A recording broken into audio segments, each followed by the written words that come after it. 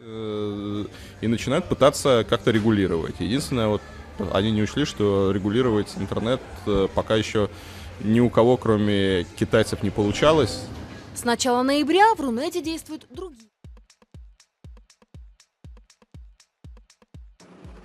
Вы знаете, сейчас в мире программы массового негласного наблюдения за пользователями сети интернет и интернет-цензура развиваются и стали главными угрозами для прав человека.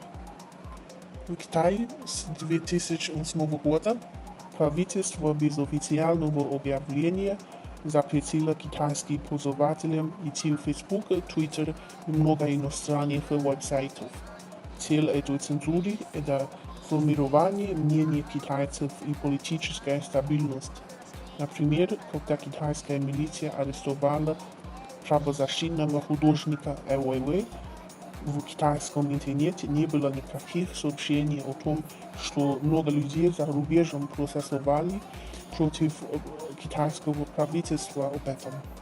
Вообще государство цензурировало протесты, которые имеют место в других частях страны, чтобы показать народу, что в стране все хорошо.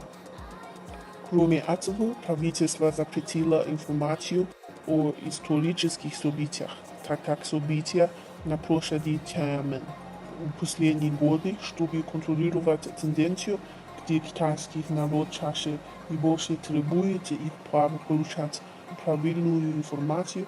Правительство наблюдает за всех действий в интернете. Чтобы не страдать от цензуры, много китайских интернетских компаний выбрали самоцензуру. Государство об этом вручает призы компаниям, которые очень хорошо ограничивают и контролируют их собственные веб-сайты.